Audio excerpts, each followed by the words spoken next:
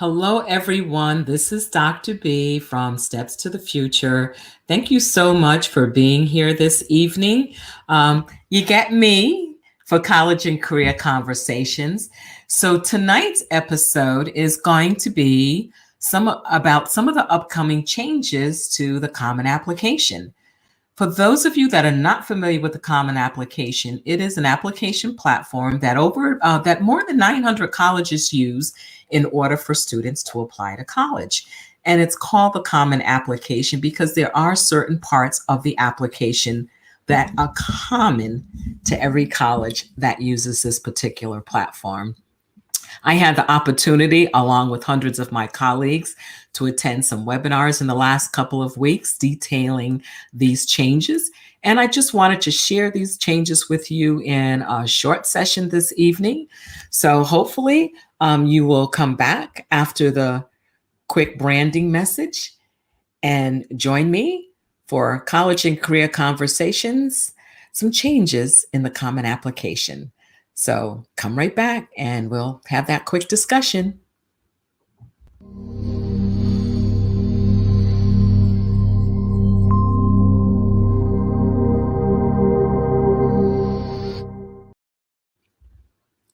So everyone, again, Dr. B here. Hey, and if you have any questions, please make sure you throw them in the chat, in the comment section, and let me know. For those of you who are watching this on replay, you can still ask your questions because I do go back and look at the videos to see if there are any additional questions. So I hope that if you do have a question that you put it in there. So again, this is about some of the changes to the Common Application. And I did a little bit of intro about the Common Application, but I'll also put information in the website. So all of the information that I'm sharing with you this evening, you will find it at this website, commonapp.org, Evolving the App. So you can go onto this website and get more details about the changes that I'm sharing with you, because I'm not going into all the little pieces about it. I'm just hitting the highlights this evening. So let's get started. So Common App, in looking at their application and talking to their advisory board, talking to their member organizations, identified 6 high priority areas that they felt they needed to address with this round of Evolving the App. Now, I really think it's a great thing that they're doing this because we're not a stagnant society. Things are changing. So it's only right that the application reflects some of those changes. So sitting down with their advisory board, which is made up of industry people, school counselors, independent consultants, college members, colleges that are members of the Common Application, they identified these areas and decided this is what they needed to do. So again, like I said, I'm just hitting the highlights here. We're not going into a whole lot of detail. And when you can look at this particular website, and it will give you all that additional information that you need. So first area that they looked at was sex and gender. So what they decided to do is to revise some of the questions that deal with gender identity. They are adding pronouns and preferred first name. So for example, when I do, like in my email signature, on my LinkedIn name, on my Zoom screen, you know how you use Zoom screen, you can change your name and you can put other information. So I have my pronouns, her, hers, she. Those are my pronouns. Other people have other pronouns. So again, they're recognizing that and giving people the opportunity to use their pronouns. They're also changing the word sex to legal sex and moving that to the demographic section. Now, people may say, why are they doing this? I'm not here to argue with you about what is what. So don't beat up the messenger. Again, it's moving along with the changes that we're seeing in our society today. And frankly, as a person who advocates for all students, I think many of these changes are just what we needed. Because we're giving worth and dignity to every student that's out there. So again, those are some of the changes that you will see under that category. Next is, let's see, what did I put up next? Citizenship. So one of the next sections that they are looking at is citizenship. So with the citizenship, they're combining the geography and the citizenship section. So now it's all one section, and they're revising, they're making some options, or they're removing questions that may create barriers for undocumented or DACA students. Again, I think that's a fantastic thing to do. And I'm happy that they're doing this. I see one comment here. Did I spell evolving wrong, Chantel? Yes, so they are evolving. Glad that they are. I hope I spelled it right in the section. If not, I will double check that. But looking at it, making sure that, again, that they're in alignment with what's happening in our society. So again, that citizenship section is definitely there to remove, well, the changes that are being made are definitely there to remove some of the barriers that our undocumented and DACA students face as a result of the questions that are on there. So our next section that is evolving is family. So there's a section that says family, and what they're doing, again, they're revising, they're making optional some questions or removing questions that may create barriers for undocumented or DACA students. So I am thrilled that they're doing that also. That goes along with that citizenship section. Okay, thank you, Chantel. She said, thank you for telling me I spelled it right, because sometimes I do this so fast and your fat fingers are on these keys and you're making a mistake. Yes. I'm glad that they're finally evolving. It took them some time, but I think the Common Application has a pretty good advisory board, and people are listening. They're taking heed. Meredith Lombardi, who is doing some of the work with Common Application as the person that's working with counselors and heading some of this initiative, is listening. And that's what we need, people that are listening to what's going on. So I'm so glad that people's concerns were being heard. So one of the next sections that they're working on, so we've just looked at sex and gender, we've looked at citizenship, we've looked at family. So the next section that they're looking at is a religious affiliation. So there's a question on the Common Application that asks people their religious affiliation. Okay. But when they poll their members, the college members, and there were more than 900 of them, what they did is they said that, let me see. So 36% of the Common App members say that they suppressed that question on the application. So what I mean is there are questions that, they're common. That means that every college can use those questions if they choose to do so. If they choose not to use the questions, then they can suppress them, which means they can set it up. They can hit a control where that question will not appear as part of their application, and it won't be downloaded into the information, into their PDF file for a particular student. And actually, when they asked if it was necessary for admission, more than 90% said that they never use that question for admission purposes. So why is it there?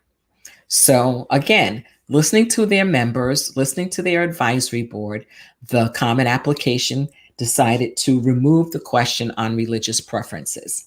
So that's a good thing.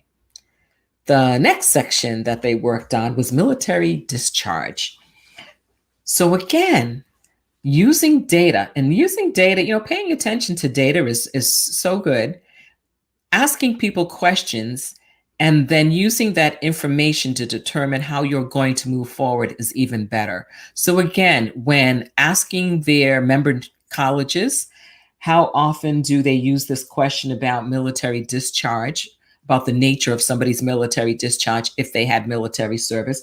More than 58% of their member colleges say they never use that question. So why is it there? So again, using good judgment and listening again to their members, they remove that question from the Common Application. Now, remember, this is from the common part. So those of you that are familiar with the Common Application know that there are multiple tabs, and there's one tab that says Common Application. And those are the questions that go to all of the colleges, and they can choose how to use those questions. The last section out of the 6 that they decided to work on is school discipline. I am thrilled about this one. I am really, really thrilled about this one. So there is a question on the Common Application that asked about, had you ever been punished, suspended, expelled, whatever, so on and so forth. And looking at some of the data and when they disaggregate data and they look at who in schools is being disciplined, who has that on their report, there were a lot of inequities in there, a lot of inequities that were creating so many barriers. So that question will be removed, the question about school discipline. Not only will it be removed from the college application, but school counselors have to usually fill out a school report for the Common Application. So there's that part of it that the student is filling out, but then there's also a school report that the high school counselors fill out, giving information about their school. That question is being removed from both the Common Application and from the school report. Now, these changes will take place at the August 1st rollover. So if you were to go into the Common Application right now, you would see these questions still there. They do a rollover every year. So that means, at the end of July, it used to be at the end of July for like about a week or so, the Common Application would not be open to any students or any counselors. You could not access it. They've managed to shorten that time. So it will close sometime, at the end of July and open back up August 1st. And you will see these changes there. So that is so good that these changes will be there. So Chattel's telling me this is their first time going through admissions. So Chattel, one of the things that I definitely recommend to people to familiarize themselves with the Common App if they're not familiar with it, and parents, you can do this too. You can go on commonapp.org and you can create a practice account. So you can see exactly the type of questions that the Common App tab is asking. You can put in colleges, you can search colleges and put them on your college list and go through and see what they have. The one thing you cannot do, and that's why it's a practice account, is you cannot submit it. And it recognizes that it's a practice account, but you get to see all of those questions. Now, anybody that has a practice account, I'm not sure if the practice accounts are going away after rollover. I think certain parts of it will go away after rollover. So like, for example, students rising seniors that are working on their Common Application now, they can do the profile section, the section with all the demographic information. That will stay. So when they do the August 1st rollover, that information will stay. But any information that students put in that is college specific will disappear. If students have invited someone to be a recommender, that is something they will have to do again after, as of the August 1st rollover. That type of information will disappear. But again, what I strongly suggest that you do is to go back to this website. Whoops, let me find it here now. I've got things all over the place here. And sometimes, you're like, where did I put that now? Okay, go back to this website, commonapp.org, evolving the app, and it will give you detail upon details about the changes that are coming up. It will also give you some short videos, and you can find out so much information on there. But I highly recommend that if people are using the Common App for the first time, if parents want to familiarize themselves with the Common Application to see how students, what type of questions students are being asked on this, you can create that practice account.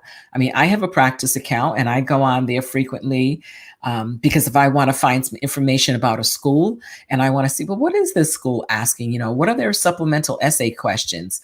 Then I can go on there, indicate that school, put it on my list, and then find that information. Knowing that anything that I have on my Common Application in that specific college section right now will disappear as of the August 1st rollover, but then I can go back in and put that information in. So it's a great way to do some research. It's a great way for students to get familiar with the application so that they can use it wisely and know what they're looking for. Now, the other cool thing, and you may already know this, Common App knows that our kids are on apps and are on their phones. They're not walking around, they're not of my generation where we're, on our laptops more than we're on our phones sometimes. So there is a mobile app. And students can download the mobile app either from, Google Play or from the Apple Store, and they can do work on their application there. So they can fill out some information. What I would highly recommend, though, is that when you're writing your essays and when you're putting certain information in, go on your laptop, go on your computer so that you can have a full screen and see exactly what you're doing and not do it on that little screen that's on your phone. But again, you can go again to Google Play or to the Apple Store and download the app, the mobile app for the Common Application. And I think that is something that you will definitely be able to use and you will find super, super helpful. So let me see, I think that might be about it with the Common Application. So I just wanted to follow up on some things that, some career things. I love the whole idea of people understanding how to prepare for a career or even just how to research a career. Because again, at 17, 18 years old, students may not, really know what it is they want to do. They just know certain things that interest them. Yes, Chantel, I love full screen too. There are days when the best thing I did during COVID was to buy a second screen. I kept putting it off because, I was being a little cheap and I'm like, I can see my laptop screen okay. But I bought a second screen. Oh my God, what a difference it makes to have that big, monitor up there when I have to look at something that, because, the eyes are starting to show their age here now and what have you. And just looking at a screen all day long is crazy. So at least now I have a bigger screen that I can do it. So yeah, full screen works for me, ridiculously well, and I'm like, oh my God, why didn't I do this? If I had more room, I'd probably have, a third screen going on, but I'm like, okay, let's not get too crazy here. Let's just deal with what we have.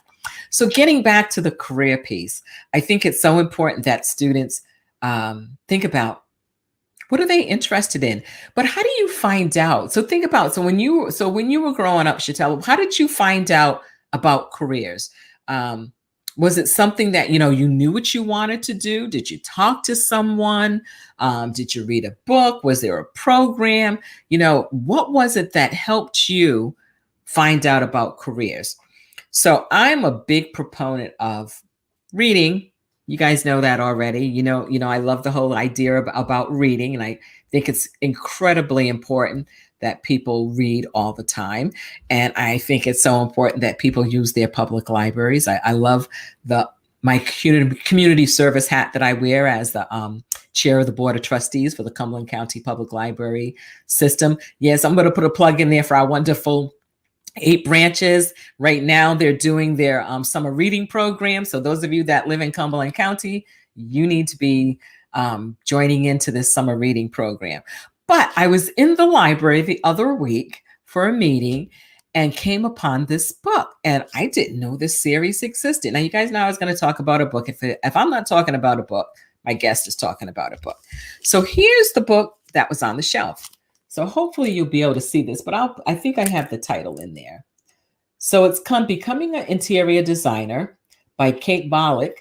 And it's actually a series. There are actually a series by Masters at Work. So what these particular books do, and I was just trying to see if I had it in there, but I guess I did not put it in there. What these particular books do, they're like written informational interviews about a particular career. So this one is all on interior design. And what they do is they talk to people that are actually in the field. Oh my God, the screen. I'm looking at the screen and I'm, getting the light and stuff and what have you. So they're small books. So, it's not like it's going to take you like forever to read it. 100 and let me see, this particular one is 100 and about 138 pages, 139 pages. Masters at Work. But what's cool about it is there are a whole series of books. So Chantel is telling me, so when she was graduating, IT was booming. So she thought of getting certification and got into IT. That's great. So is that what you're doing now, Chantel? Are you working in IT or just working in education? Because Because it's funny how sometimes we start with one thing and then somehow we find that we have transferable skills, and then those skills are able to help us with other areas. So what's so good about these masters at work, as I was saying, is the different career pathways that are available in this series. So in this series, you can get a book on becoming a neurosurgeon. So again, I'll say to my kids, if I know I call them my kids, they can be, once you're my kid, once I work with you, you're my kid forever, even when you are grown and married and have kids. So I always recommend to my students that if there's a particular career they're interested in or think they want to know more about, that it's important for them to see if they can find someone that's in that field and do an informational interview. How do you do an informational interview? There are questions that you can ask, and the easiest way to find out what type of questions to ask on an informational interview is to either Google information interview, do an internet search for informational interview. Better still, go to the career services website of any college in your area, any college across the United States, and go to their career centers services page. And you will do a search for informational interviews, and you will find information there, and that will help you. So Chattel's telling me she's now a stay-at-home mom doing a small business. Good for you. Good for you. I am proud of you because you're out there taking care of business and doing work. And, I appreciate that. Back in my day, because I'm probably, few years older than you, I don't know if I would have had the wherewithal to start a small business. I stayed at home for a little bit after I had my children, but then I went back to work. And I don't know if I would have had to stay at home, a small business. So I really commend you on having that small business, and thank you for sharing that. So if I had a young person that said, I want to become a neurosurgeon, I would say, oh, go find a neurosurgeon. That may not be that easy to do. But this Masters at Work series actually has one of their books, Becoming a Neurosurgeon. So what they do in these books is they interview people who are in the field, where they're talking about their education, they're talking about what their workday looks like, they're talking about their career journey. So here's just a few. So just bear with me while I kind of read off the title. So Becoming a Neurosurgeon, Veterinarian, Venture Capitalist. You want to find out more about what a venture capitalist is? Read this. Yes, I know people, you can Google, you can find stuff on the internet, but there are those of us that like to have a book in our hands and actually read it. So there's no harm in actually picking up a book and reading it. Becoming a hairstylist, becoming a real estate agent. We have some fantastic real estate agents here in Cumberland County, and I see some of the fantastic stuff that they're doing. So shout out to Edna Irizarry, Jennifer Lockhart, Martina Erdmeyer, Corey Noble, lots of folks out there that are real estate agents and are killing it. So congratulations to you, ladies. Becoming a marine biologist. Again, that's another area that quite a few students are interested in. And I think it's really important that, again, that you explore these. So, I really think students need to think about career awareness, career development, and career exploration. It's not every day that you meet a marine biologist. So again, here's a way to find out. This is just another way of researching a career. Becoming a life coach, becoming a yoga instructor, a restaurateur. You want to own a restaurant. What does that look like? What do you have to do? What are all the parameters? Is there a particular type of education you need to become a restaurateur? Becoming a private investigator, becoming a baker, becoming a sommelier. Do you know what a sommelier is? Look it up. Let's see. Because if you want to become a sommelier, you need to know what it is. So you need to look that up. Become a curator. So say, you want to work in a museum. How do they decide what pieces go into a museum?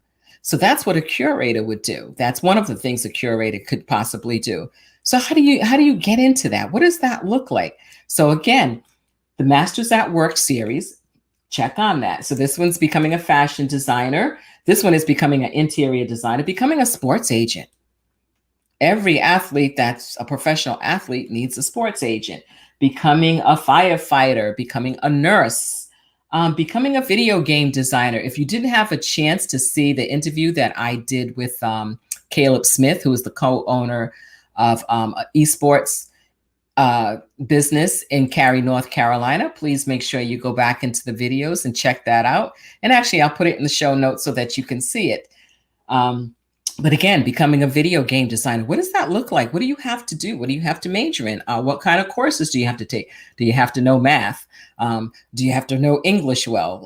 Are you taking calculus? So it's all these questions that students have about becoming a video game designer. So this is a great way, again, another piece of information. And like I said, I'm a big proponent of reading and looking at books.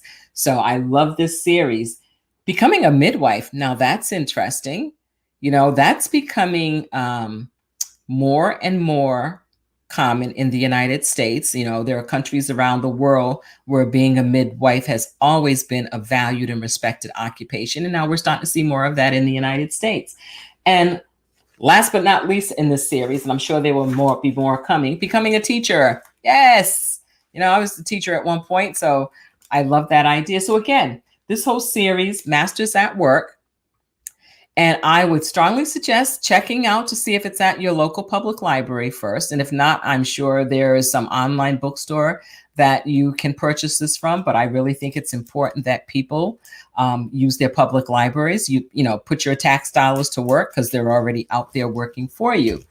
So again, just those quick changes that we had from the Common App. They identified 6 high priority areas.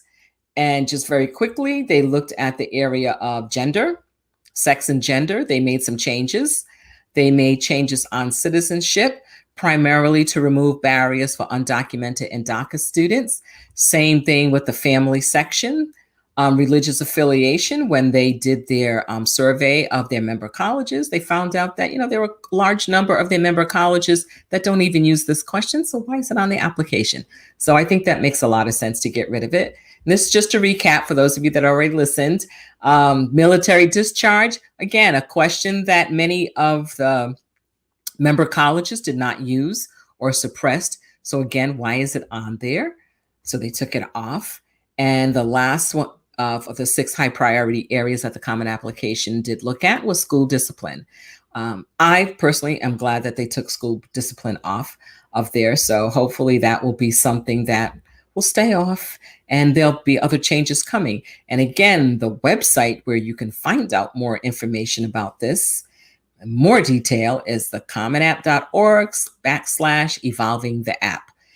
So check that out. And if you have questions, let me know. You know, even if you're watching this on the replay, put some questions in there. And also, folks, let me know.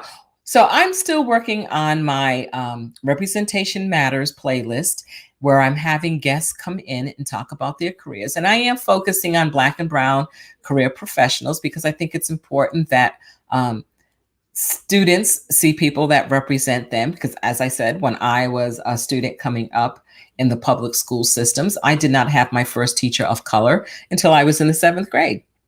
So, you know, sometimes you can't be what you don't see. And I think it's important that Black and Brown students see people like them in all fields.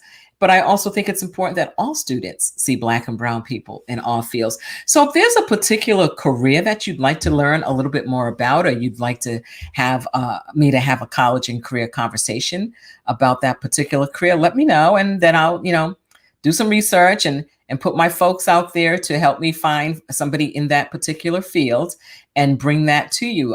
One of the things I have grown to love is having these college and career conversations, because I think it's just so fascinating how people got to where they are in their career. What was their thinking around that career? Did they just fall into that career? Or was it something that was introduced to them? Or was it something they were always interested in? Like, I knew from the time I was 12 years old, I was going to be an educator. I was going to be a teacher. I love school. You know, I was one of those nerdy kids, loved school, knew I wanted to be a teacher, didn't quite know. I knew you had to go to college to be a teacher, but didn't know the whole process of applying for college because I was first generation college student. But I had a fantastic college counselor, high school counselor in back in the day, Mrs. Rosalind McDonald, and she made sure all my I's were dotted and all my T's were crossed so that I would go to college. And she was fantastic, and I thank her for that all the time. Hey, Tim Finnegan, thank you so much. It's good to. Hey, Tim, I am going to be home in Rhode Island next week. I can't wait. So I am thrilled to be home. I have not been home since September 2019.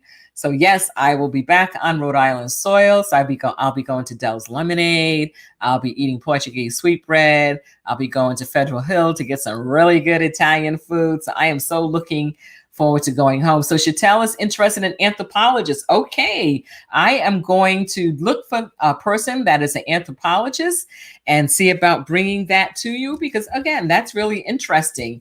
I think I do know one person that is recently became acquainted with someone that is a professor of anthropology. Don't know the person really well, but I think I might reach out to them and see if they would be interested. If not, I will find the anthropologist and bring that to us as soon as we can.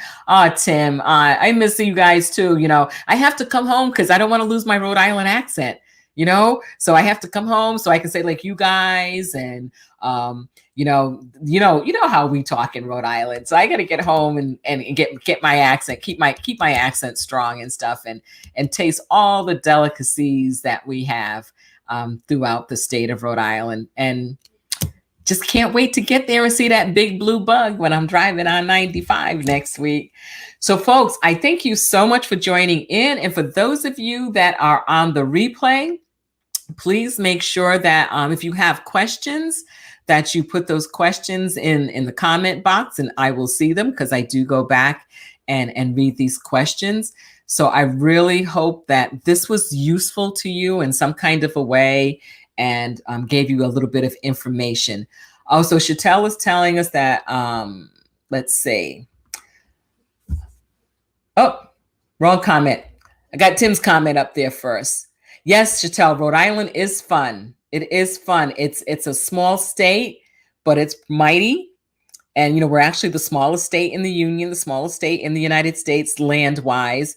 But we pack a pretty powerful punch. So I can't wait to get home to Rhode Island. Hopefully, you know, who knows? Maybe there'll be a water fire going on. No, maybe not, because we're still in that COVID thing. But it is fun. And again, everyone, thank you so much for joining in. I hope that, like I said, I hope that you learned a little bit of something. And if you're looking for additional career resources, just go to my website. Actually, let me put that in. So you can go to my website on, let's see, let me stick that in right here, right now, stepstothefuture.com. Just go to that. And under the resources section, there is a tab on, you'll see a tab on college, paying for college, careers. So any of that career stuff, you can go in there. And hey, and if you see a broken link, let me know, because I go in there sometimes and people, you know, change their URLs and I'm like, oh my God, that link's not working. So if you do run across a broken link, let me know. And you'll find a lot of information there. Oh, you're welcome, Chatelle. I thank you so much for joining in. I thank you for engaging, because it's better than me just sitting here talking to myself or talking to my cat down here, who's now become one of my main co-workers during this time. So folks, I will see you next Monday. Not sure if I'm going to have a guest yet, so it may be me. But again, I'll see you next Monday. And thank you so much for joining in, and have a fantastic evening. And don't forget, make sure you read a book every day. Not the full book, but read something every day. So take care, everyone. This is Dr. B from Steps to the Future, wishing you a fantastic evening.